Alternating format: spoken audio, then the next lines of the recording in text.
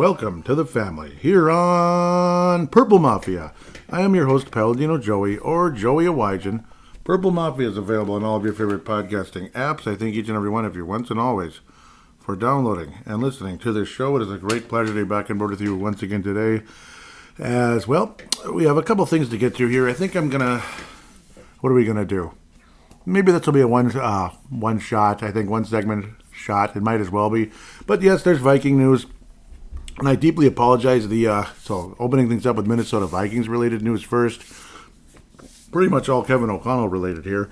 Kevin O'Connell did sign an extension, but to this point, I haven't seen 1 ounce of terms, like the length of the contract or the amount. So I'm a little bit confused. That's partially probably why I didn't even get into it on the last episode. I figured I'd get to it later. There's just no information. So it's very strange. But it seems like that's how things go with coaches.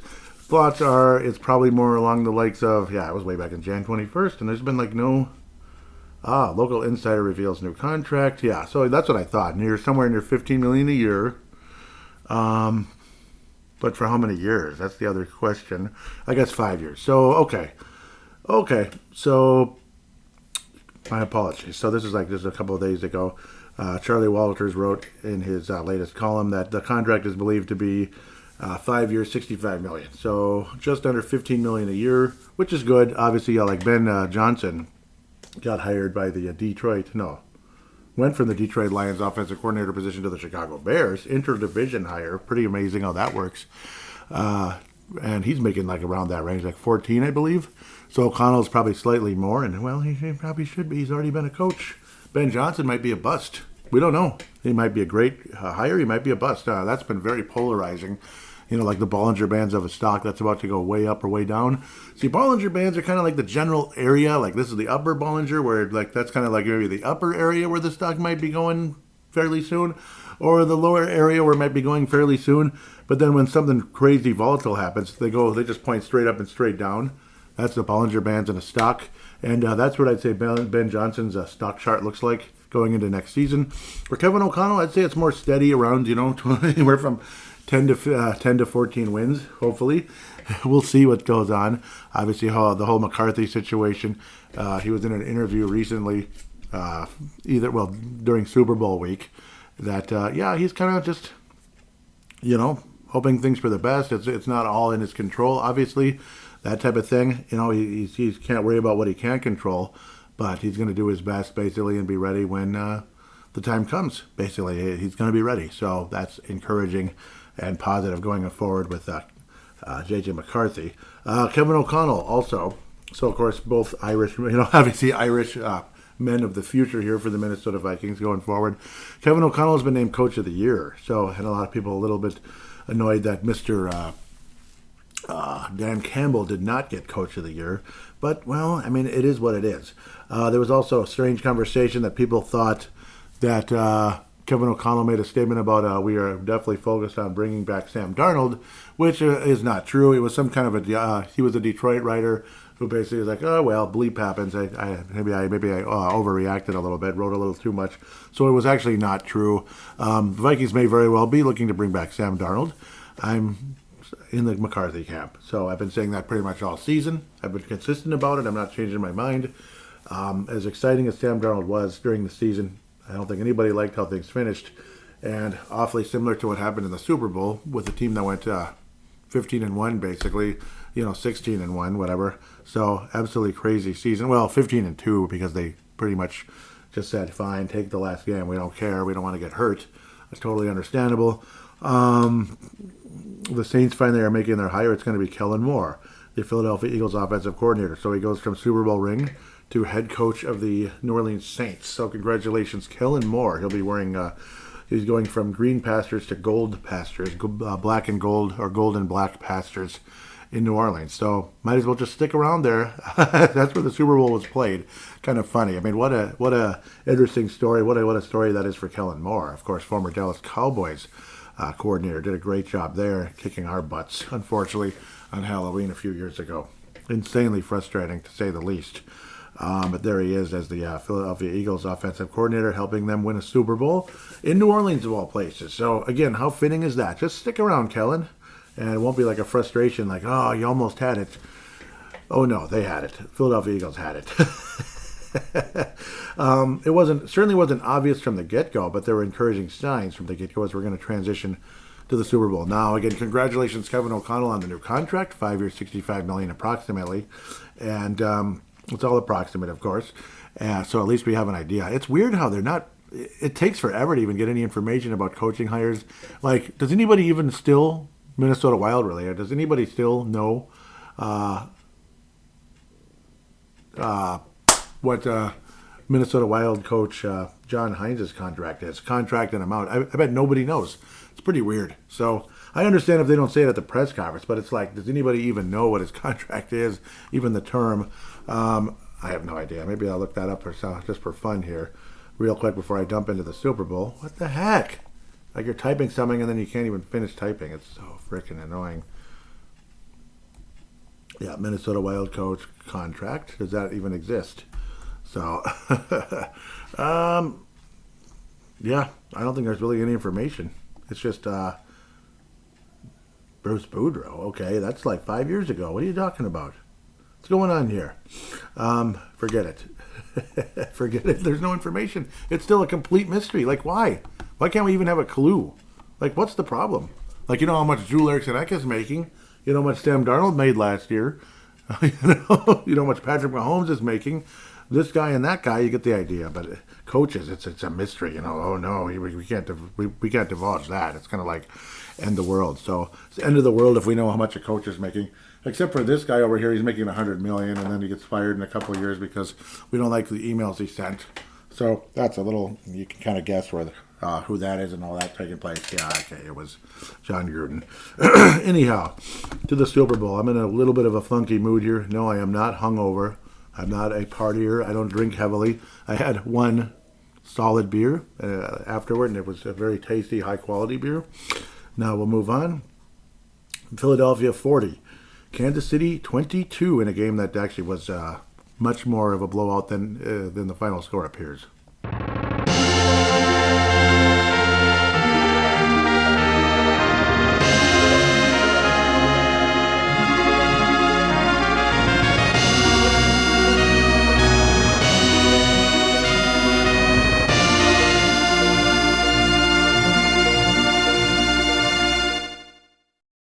Yep, I mean, I apologize. I'm a little bit in a funky mood because other things that took place. So we'll leave that off air for now. Maybe it'll show up on a Mysterious Adventures show coming up soon. That's a brand new podcast that I started about a week ago. So, yeah, something weird happened this weekend. So you'll hear about it on that show because it belongs on Mysterious Adventures. It's mysterious, all right.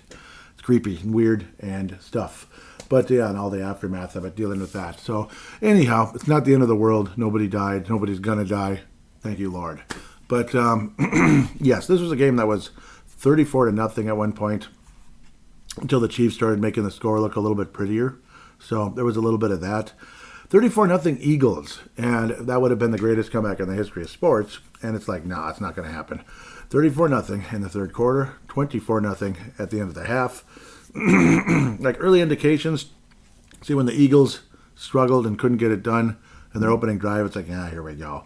Obviously, a early penalty called on the Philadelphia receiver for a push-off, and it's like, here we go. Now they're going to call everything on the Eagles, and it's going to be the Chiefs again. And then that was about it. Pretty much the rest of the way, I would say the refs were pretty equal. I mean, there was a play that could have been possibly a face mask on Mahomes. He had already thrown the ball, though. That type of thing. It was kind of like it was more like an illegal hands to the face, which I guess is pretty much the same thing.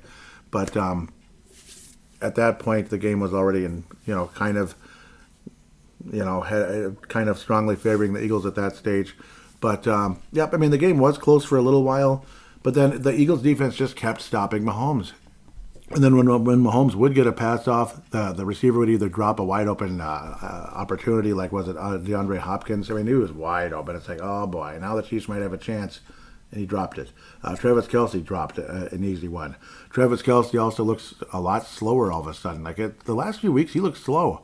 And you saw the look on the guy's face last night, pretty much from halftime-ish on.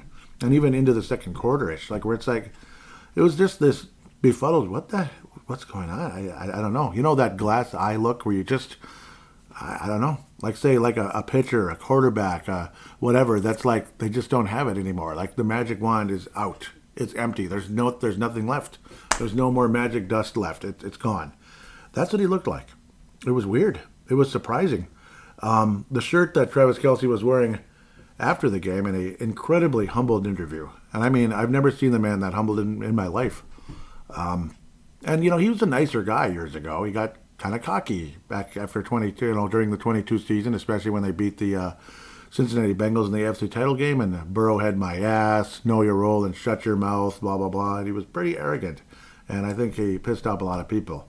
Last year, you doubted us, da da da da da. No, we didn't doubt you. Be quiet.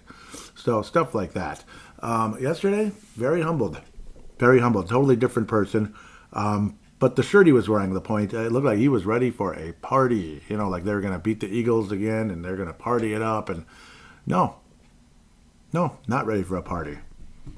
Not ready for a party. I know I'm not into the party world whatsoever. But it's not about me. It's about the Chiefs and the Eagles here.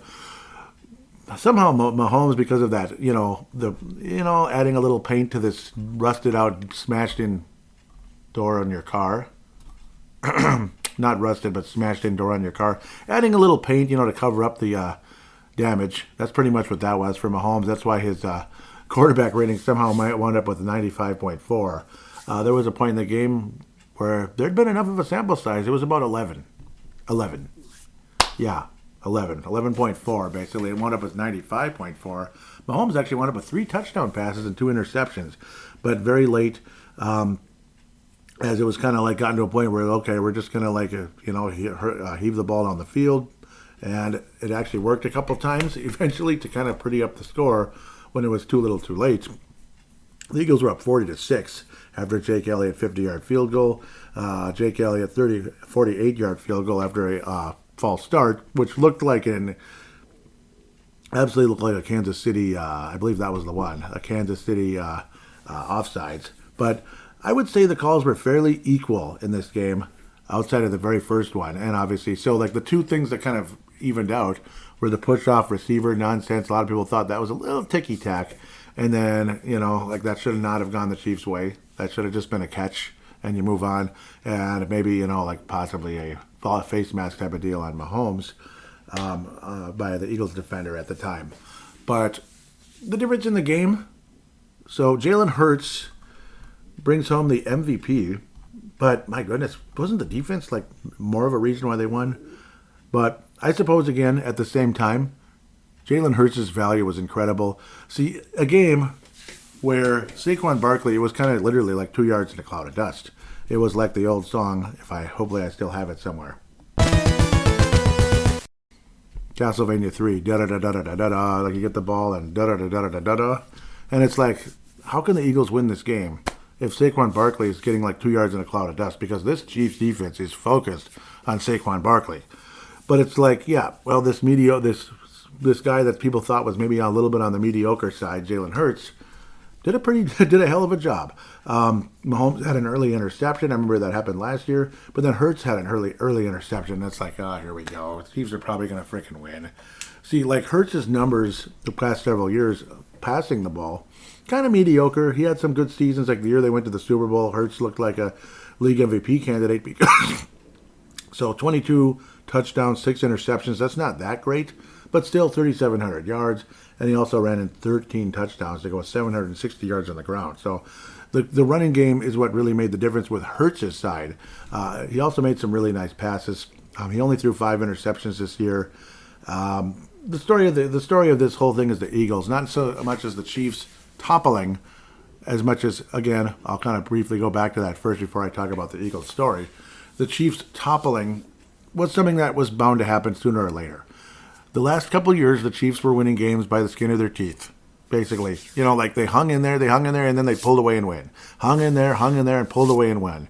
Just like the 22 Vikings. Hung in there, pulled away and won. And then they just get slaughtered. Like that was the payoff. Eventually, they just get slaughtered by like the teams like the Cowboys, and in this season, it was teams like the Rams and the Detroit Lions, basically. The Vikings only lost this year to the Rams and the Detroit Lions. We didn't play Philadelphia. We didn't play the Chiefs. But I remember even last year there was a close game with the Chiefs. It was a 23, excuse me, where they kind of looked like the Vikings might have this thing. Kelsey didn't have a single catch in the first half. Sounds familiar. But then all of a sudden he started becoming a factor. Mahomes started making plays, and the Chiefs would pull away and win the game versus the Vikings, just like everybody else. But eventually that kind of stuff is going to, there's going to be a payback. And the Philadelphia, this Super Bowl here was definitely the payback. Do you know how much I wish I just recorded this last night? Because I think I was more in sync last night than I am right now. So I apologize if I sound like I'm a little like that. So kind of like that tired but hyper vibe. I hate feeling like this. But see, 2 years ago, the Eagles looked like a team that could absolutely beat the Chiefs. They kind of sort of had it, and the Chiefs pulled away and won. So that was their first of the two Super Bowls after Mahomes made a jerk, or excuse me, not Mahomes. Mahomes is a little bit too much. Like he's too much. He celebrates too much, kind of a little bit. He's just kind of obnoxious, but he's not a bad guy. Where Kelsey, I think, kind of sometimes a little arrogant. Just very, very arrogant. But I like seeing that he was humbled, and it's about damn time. But no, the Chiefs pulled away and beat the Eagles. And then last year, the Eagles looked like determined, ready to rock and roll, get back to the big game. And then everything just kind of started collapsing.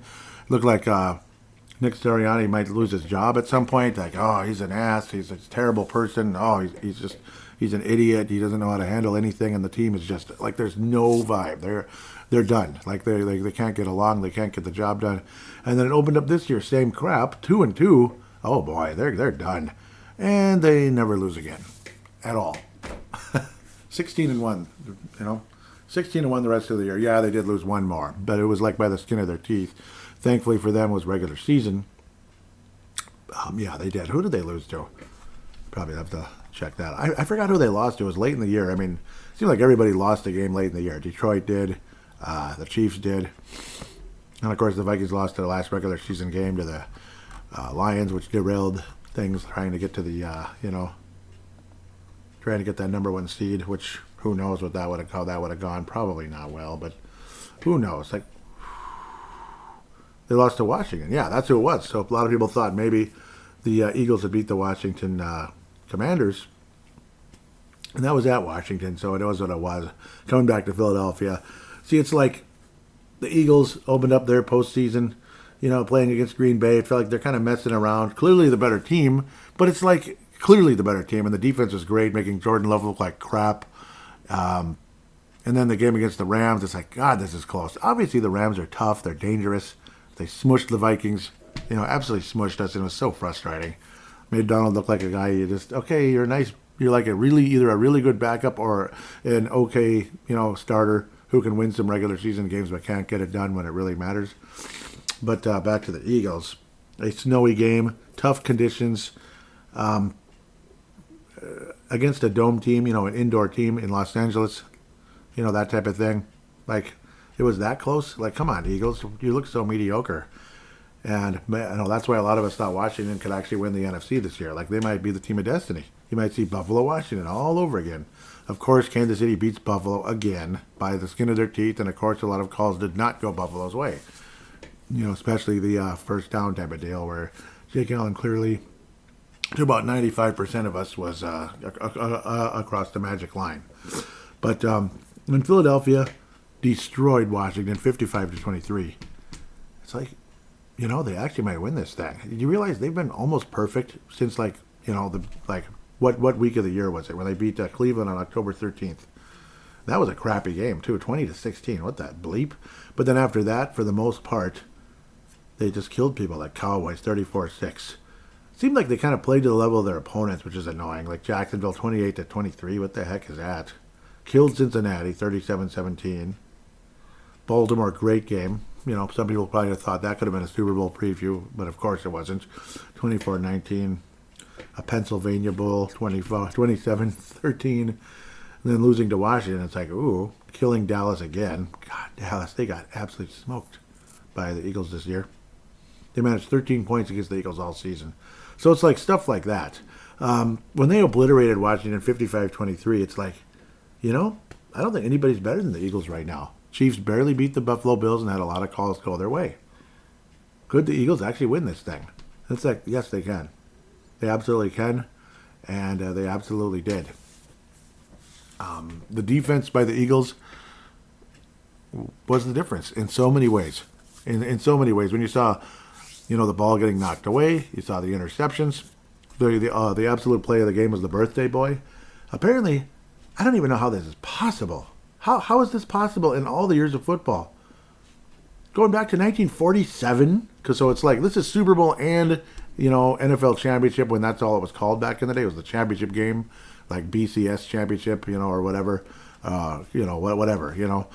There wasn't even such thing as a college championship game back in the day. You just won your bowl, and then the BCS decides they're the national champion. It's Michigan. It's Ohio State. All those teams sound pretty familiar to a lot of us.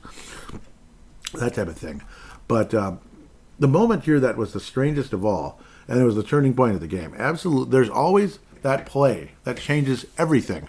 Remember the crazy play where it was? I think it was. I forget who the ball went to. It was hiked to somebody else, and then Nick Foles caught the touchdown right before the half. Remember that? And that changed everything. Like, Patriots probably would have gone on to win that game, but plays like that kind of change all the momentum. And that's why you're just sitting and hoping and hoping and hoping that the Chiefs don't score a touchdown late in the half somehow, some way. Like, oh boy, something's going to happen. The Chiefs are going to get right back in this thing. It's only 10-0, but then there still is a fear because, you just never know what's going to happen. But it ended up being the turning point of the game was Cooper DeJean with the pick six on Patrick Mahomes. Patrick Mahomes doesn't throw pick sixes, does he? Especially not in Super Bowls. But he did. Cooper DeJean, the second player in the history of the NFL championship / Super Bowl to score a touchdown on his birthday. How about that for an urban legend of the week? That's an urban legend right there. Urban legend. Like, what? The second guy. The last one happened in 1947 before my mom was born. I am 45 years old. Do you understand? My mom was born in 1948. She was already, 31 when I was born in 79. So she was like an older mom, too. The last time the player scored in the championship game on his birthday, scored a touchdown, was in 1947. It's older than the building I'm in right now. This is a pretty old apartment. It was built in like 1960. It's kind of old. It's kind of old. Not as old as where my friend used to live, but who was here, Paul kind of used to live. But it was so nicely done on the inside. It was revamped, just gorgeous. It was an old factory, so you can't hear anything, which is awesome. This apartment, you could hear somebody, like go like this pretty much. Like really? So just comparing the two. So just because it's older doesn't mean it's worse all the time. 1910, an old factory turned into an apartment. Man. But big turning point in the game. Cooper DeJean, again, urban legend of this show, is right there. For only the second player in history of football to score a touchdown on his birthday in the championship game. Weird. And then another dagger, Jalen Hurts to A.J. Brown, touchdown. Make it 24-0. Again, you're hoping the Chiefs don't score a late touchdown to suddenly maybe mount some kind of a Tom Brady-like comeback. Greatest comeback in Super Bowl history, 25 points. Falcons led 28-3, and the Patriots started kind of chipping away at that sucker. Next thing you know, it was going to OT, and the Patriots just marched down that field and won the game. World champions again. Number 5, Tom Brady's the GOAT right there. That was the moment. First quarterback to get 5 Super Bowls and to do it in that fashion. Tom Brady became the GOAT at that moment. And I think a lot of people might have started talking super duper GOAT if Mr. Mahomes led this team to a comeback. But that big play just never happened for the Chiefs. It just never happened. The Eagles' defense was just unbelievable in this game, and they deserve so much credit. Again, Jalen Hurts, I was talking about this a long time ago, but my whatever it is, ADD, ADHD, 80 this, 80 that, keeps preventing me from getting to it. Jalen Hurts did win the MVP, and he did get incredibly key first downs that kept that clock running. And that's a lot of ways where he could win the MVP. But my goodness, I think Sweat should have been in the conversation. He probably was behind the scenes. 2.5 sacks. You don't see Mahomes get sacked very much. Milton Williams, 2 sacks. Jordan Davis, a sack. Some of the pass deflections, just huge. And if this was a closer, kind of a semi-closer game, Cooper DeJean might have gotten it. He might have. He had a pick 6. Cooper DeJean, like how, what was it? I think it was the Dallas Cowboys safety years ago. that won the MVP. Like kind of like somebody you don't really think about that much. Somebody in the Dallas Cowboys secondary got the MVP of the Super Bowl because it was a big play in big moments. Remember what was it? What was that guy's name? Desmond Howard got the MVP when the Packers won way back in '96. 97. On the calendar when the Super Bowl happened, but Desmond Howard, because he had those big kick returns that helped the Packers beat the Patriots with Drew Bledsoe and Bill Parcells on the sideline. I believe Pete Carroll might have been the D coordinator on that club back in the day. Again, he's the Raiders head coach now. Good for him. I don't know if I even talked about that on this show. I think I was rambling about it because it happened during one of my other shows. So yes, in case that, yes, well, you already know, but my thoughts on Pete Carroll being the coach of the Raiders, a little weird because he's in his 70s. But I suppose if you want to bring some type of winning culture, some type of normalcy to your franchise that's been struggling for a long time, a once insanely proud franchise, you want to bring some normalcy, some class, I guess. I guess you have to do something like that, unless it's a total bomb, but maybe it won't be. But again, I'm all over the place, and I hope I'm not annoying the hell out of you out there. That Chiefs defense is outstanding. It still is. But they could, thankfully for the Eagles, they couldn't make the big plays. The pick six by Mahomes was something nobody was expecting to happen, I'm sure. But to me, again, that Eagles front line was absolutely unbelievable. And at this time, not that Mahomes made excuses when the Buccaneers kicked their butts years ago when Brady got his seventh Super Bowl, when the defensive line was able to just kind of march on through and force Mahomes into throwaways and possibly sacks and all that stuff, or get sacked, but mostly throwaways, getting rid of the ball. The left tackle was out for that game, and they had to throw poor Mike Remmers in there, which obviously he was a good right tackle once upon a time, but then the Vikings screwed him up by putting him at guard, just completely messed up his mechanics, and I think it bleeped up the poor guy's career. Mike Remmers was thrown in at left tackle, and he was just, a turnstile that whole game. This time, Mahomes couldn't say that. That offensive line was intact. They were intact. And he had one of the most expensive offensive linemen out there, Tooney, and he got absolutely, turnstiled in this one. So they deserve a ton of credit. Apparently, the Eagles didn't even blitz once in this game because they didn't have to. That front line was doing such a good job attacking Mahomes, and the coverage was there. That's why the Chiefs lost in such incredible fashion in this game, because the Eagles were able to, put pressure on Mahomes without blitzing. Like, the coverage was still there while the defense was coming. Like, that's why it's kind of like oh crap, like this is not going to work out, is it? This is not going to work out. It's going to be a bomb. And it was. It was kind of like the old days. Washington versus Denver. San Francisco versus Denver. Like, the poor Broncos got schooled so many times in those Super Bowls until they started doing a little schooling. Thankfully, they took care of the Falcons for us. A lot of people believe the Broncos probably would have beat the Vikings badly in '98. Who knows? It was a great Broncos team. In a lot of ways as well. This Eagles team's kind of similar to Denver. Better defense, though. Like those Denver teams that won those Super Bowls in the late 90s. Kind of similar. You have a mobile quarterback, obviously much younger than, ancient John Elway. It was like his last couple of years. But mobile, able to get those those huge yards when you need them most to keep the clock running. You're up by 24 points, you're up by 30 points, whatever the heck it is, 17. But 24, once it was 24-ish and on, you want to start playing that clock a little bit. Keep running the ball. Barkley did get some key first downs, but generally speaking, it just wasn't a Saquon Barkley type of day. But going back to the comparison, as I keep babbling, Saquon Barkley was basically like a Terrell Davis, a 2,000-yard superstar running back. Good, strong defense, generally speaking, by Denver back then. And then the mobile quarterback, John Elway, Jalen Hurts, that kind of thing. So kind of similar, but I would say an Eagles defense that was the absolute key to why this team won the Super Bowl in so many ways. But again, it was a complete victory, a complete team effort. Jalen Hurts getting those key first downs, making some big plays, not getting rattled after the interception. Didn't make really any mistakes after that. Threw the ball away when he needed to. Was able to get through and move the chains and keep the clock ticking, staying in bounds, and keeping the clock going. So that was huge, even though Barkley was, again, that 2 yards cloud of dust most of the way, except later on when he finally started getting through, finally started happening. The Eagles really eliminated mistakes. No fumbles, absolutely big.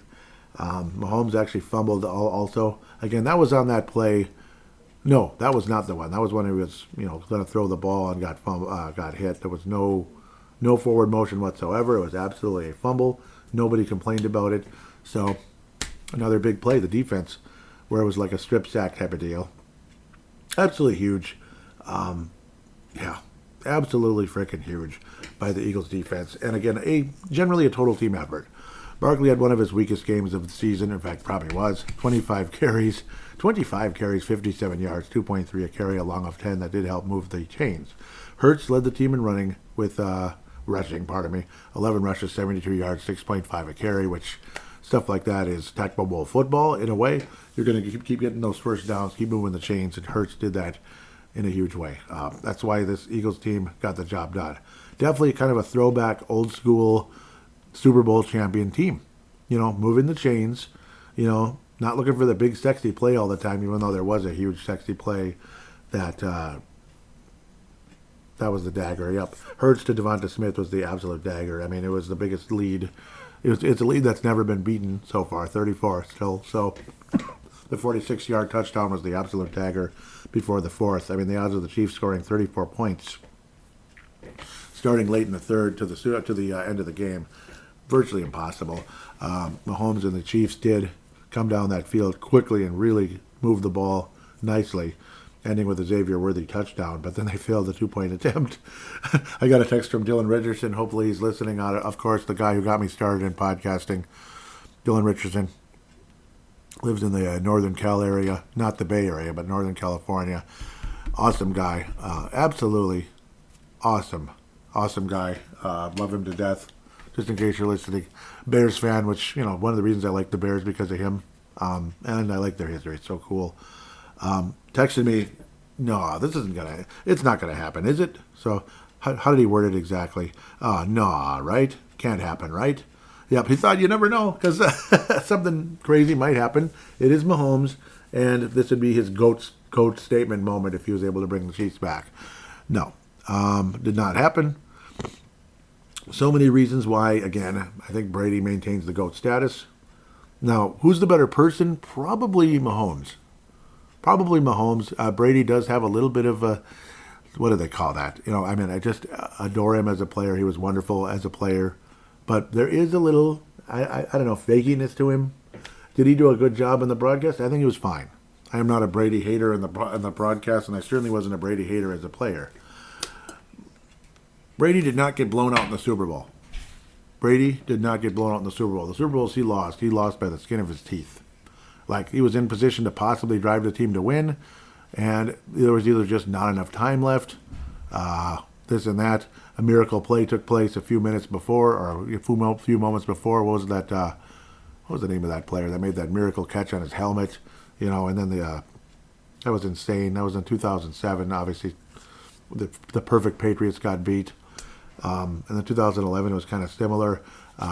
Wes Welker dropped a ball that he absolutely should have had. That was not Brady's fault. Not even close. So stuff like that. That ball should have been caught by Wes Welker. Come on, man. So absolutely stupid. Pardon me. So Mahomes has been blown out twice. And, of course, Tom Brady did beat Mahomes 2 times head-to-head in huge, huge games. AFC Championship game, insanely close. Patriots drove down the field and got it done. Hey, they won. That is one of the reasons why they changed that rule, though, so Mahomes should have had a chance to possibly tie that game up and force it into sudden death. But it is what it is. Those were the rules then. Patriots won that game, and Brady earned it. Bottom line. Brady earned it. It is what it is. That's why I think he still holds on to the GOAT status at the moment. Mahomes has 7. Brady has 7 championships. So he's 7-3 in the Super Bowl, 10 Super Bowl appearances. Mahomes has been to the Super Bowl 5 times, and he's already lost 2. So it is what it is. Interestingly enough, no, that was not the case. Actually, it was. Brady did lose 2 in a row after winning 3. So there is that. Finally got his 4th many years later. Well, just a few years later. But yeah, many years later after getting his third, it took forever to go from 3 to 4. So maybe Mahomes goes through a similar path. We'll see. The 2017, the whole planet thought they were going to win that game. 2011, they'll get their revenge, and they still didn't. The Giants 2-0 versus the Patriots in the Super Bowl. So that's incredible to think about that. But it was by the skin of their teeth. Whereas the times where Mahomes got beat in the Super Bowl, it was pretty lopsided. So, but no, I'm not going to come in here and rub it in and trash the Chiefs today. I'm sure most of you were expecting I wouldn't. So, and I'm not. All respect to them. At the end of the day, I'm not a fan. I'm glad I'm glad this was bound to happen.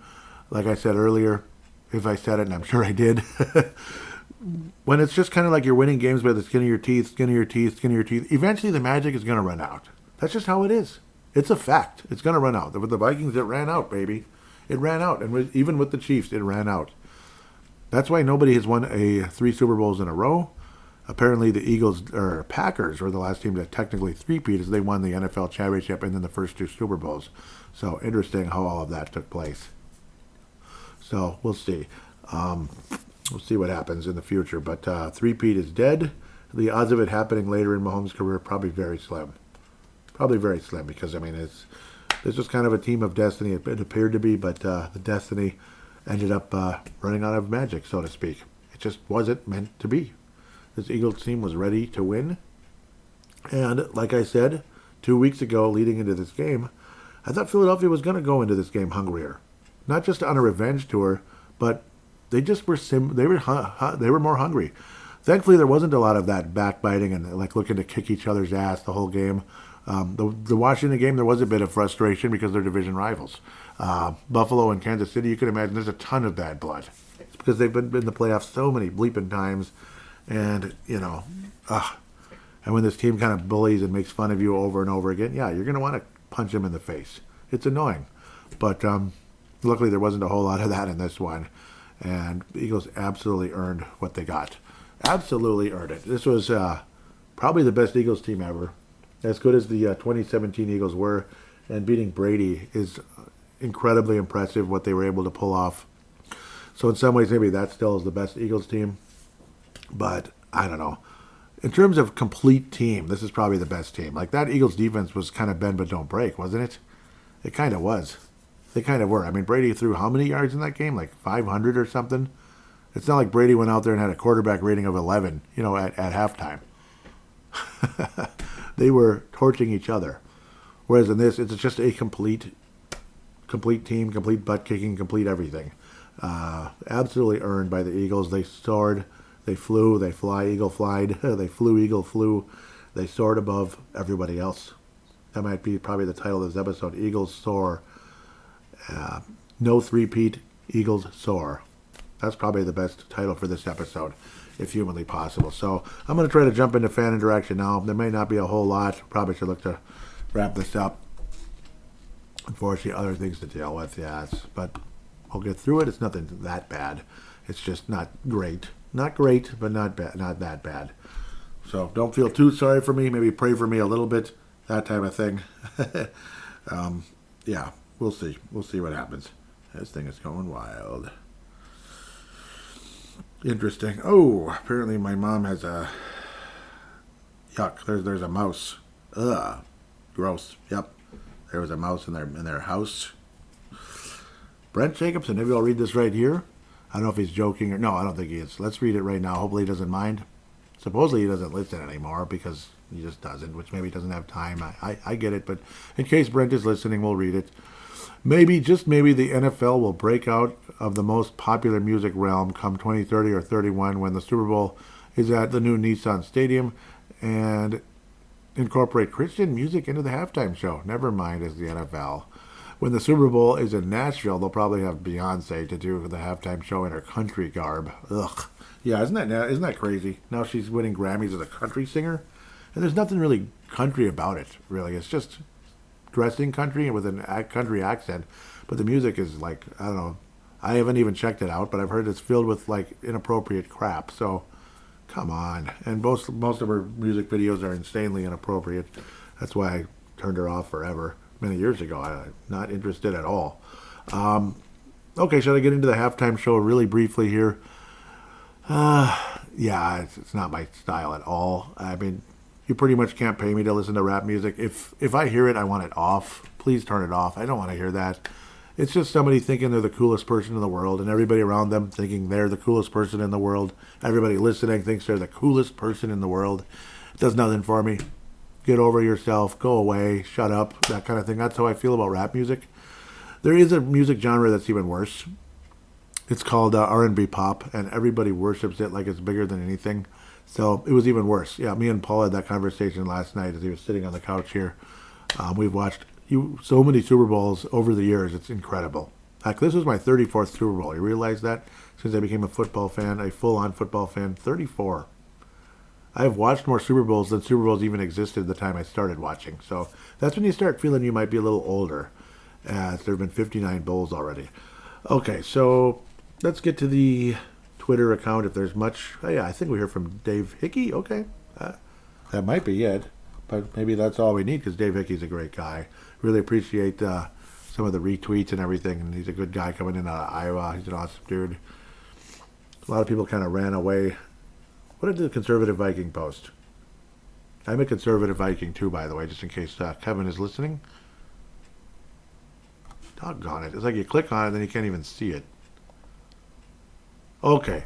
I'm happy for Sam Darnold reviving his career. That said, I have been waiting since Frank Tarkenton for the Vikings to develop a homegrown quarterback that can take them to a championship. J.J. McCarthy is that guy. Time is now to get J.J. on the field, build a team around him, and do it. My thoughts exactly. Kevin, out of Wisconsin. Yep. Kevin's a good dude. I think he still follows. Ooh, he's got a lot of followers. Cool. I know he did a podcast before, but man, he's got a lot of followers. Probably because he posts way the heck more than me. Has a lot of good takes. Dave Hickey coming in out of Iowa. Can't hardly believe it, but the Chiefs are going down. Take them down. I can't stand the Eagles, but nice to see Cooper DeJean with a pick six, and I'm definitely sick of the Chiefs. That's the kind of defense we need to build. I hope they're taking notes. Yeah, the kind of defense that can force some turnovers and rush the bleeping quarterback. Yes. You know, I mean, we had it for a little while, and then it just kind of like went away. Whereas the Eagles just kind of kept it coming. They made the young rookie who has been Jaden Daniels look a little. You know, they didn't make him look terrible, but they kicked the crap out of the Washington Commanders one way or another. They were the Washington, corporals in that game. So they were the Washington Corporals in that game. But we'll see. It's a division rivalry that sometimes can get lopsided. But the Commanders were Commanders. They beat the Eagles once this season, but not when it mattered because it's just the better team won, basically, bottom line. The best team. Not the better team, the best team won. The world champion, Philadelphia Eagles. I wasn't expecting too much interaction, unfortunately. It's just how it goes. Let's see if there's some Instagram action here. Mostly probably just likes. Coach of the Year, yes, congratulations, Kevin O'Connell. Super Bowl's got something. Yeah, Tanae said, let's go Eagles, no more Chiefs, please. I was saying amen, thank you, God bless, that type of thing, and he liked it. I think he did. Yeah, he did. Yep, time to move on. Again, I guess the Super Bowl logo conspiracy continues because this logo was obviously created way before the playoffs, and it kind of, when you look at the color scheme, when they talk about in the conspiracy of the color scheme, is the two teams that will be there, and red for the Chiefs, green for the Eagles, and how the green kind of comes off as, even though there's more red, but it looks like the green is kind of dominating over it. You know what I mean? It's like standing on top of it, kind of, sort of. That's who's going to win. And, well, I guess they said that was it says Chiefs and Eagles with the Eagles winning, and that's pretty much what happened, I guess. Don't think there's any other interaction. Check the Facebook page if humanly possible. It should be possible, and then we can wrap things up here. There was no comments. I was way too late. Well, I was a day later, so with the party of O'Connell getting Coach of the Year. Did somebody respond to my comment in the Super Bowl thread, or was that just me yabbering? Oh, Mark Carlson. Great. Thank you, Mark. A clobbering of that red team was enjoyed by all those watching here at my home. I agree with Joey. When are we going to see our team in the big game and hoisting the trophy up high? I hope sooner than later with because J.J. McCarthy hopefully is that person. Yeah, I had posted, this is wonderful, delicious, and absolutely satisfying when it got to be like 27-34 or something like that. It was either 34-0 or 27-0. This is wonderful, delicious, and absolutely satisfying. I hope it continues. I hope that it's the Minnesota Vikings someday doing the same thing. Hopefully very soon with J.J. McCarthy, hashtag Super Bowl. I appreciate that comment, Mark. That's awesome. Thank you for jumping on board. Really appreciate it. And it was fun. A very fun night. Finally a Super Bowl where you don't come off being extremely frustrated. Yep, there is another Mark post. Really appreciate that. Thank you, Mark, for getting involved here. I appreciate it. The Coach of the Year post on the Facebook page. Again, the link is in the show description. The Instagram, real quick, that's where I saw it today for a second there. It's simply Promo Mafia Show, which makes things nice and easy. Facebook page, it's like, facebook.com with a bunch of garbled nonsense. Unfortunately, hopefully we can get to a point where I can create some kind of link or create like a name on it like I had before. Maybe I can. I don't know if I'll ever be able to. We'll see. But it's in the show description where you can find it. Coach of the Year, Mark Carlson, out of Iowa. Hall of Famer and multi-Gold Star of the Year winner. The players represent their coaches and leadership attitudes. True, you can lead by strong arms and threats, like Zimmer and such, and probably Bill Parcells. And you can exchange and encourage and motivate with money. But the most effective way to lead is to get the players to execute at a higher level because they're playing for their teammates. Kind of like what Nick Sirianni did in a lot of ways. I believe that the Vikings were playing as a team this year, playing on a higher level for themselves and their teammates. Skull, yep, and thank you. I agree with that in a lot of ways now. Put it together in the postseason for some wins and get into on a legitimate playoff run, I hope. Finally, one of these years. Andy Reid, I have no ill will towards him. It's interesting to think he's actually 500 in the Super Bowl now. Lost with the Eagles way back in 2004 to the Patriots. Lost to Tom Brady again at the Bucs. And then lost to the Eagles here. Of course, they beat the Niners twice and the Eagles once. Did Andy Reid during his coaching career. So, hell of a career, like a bajillion NFC title games with the Eagles. Only one Super Bowl appearance with them. He only went to the Super Bowl once with them, didn't he? So, yep, all his other Super Bowls have been with the Chiefs. 5 Super Bowl appearances since 2019, which is pretty impressive. Crazy to think I cheered for them 0 times. I wanted the Niners both times and the Eagles both times. So that's who he's played against so far in the Super Bowl, the Niners and the Eagles. Oh, and the Bucs, duh. The Bucs were the second team in Kansas City. So anyhow, that's where things stand. Yeah, Andy Reid was only 1-2 at that stage. Crazy to think. So, yeah, but then they got their 2 in a row and all of that. So Reid, obviously, respect his way. He looks like he's lost some weight too, actually. So good for him, and it's good for him. I mean, I like to see him live longer. I mean, I like to lose some weight myself. I need to be way better. So far, I haven't been. I need to be better. So good job, Andy Reid, if I'm seeing it correctly. And long life, live long and prosper, right? No, hope for a long life for him. Absolutely. So by God's grace, not live long and prosper. I'm not a Vulcan. By God's grace, it sounds a lot better. So, yep, appreciated a lot of what a lot of the players had to say after the game as well.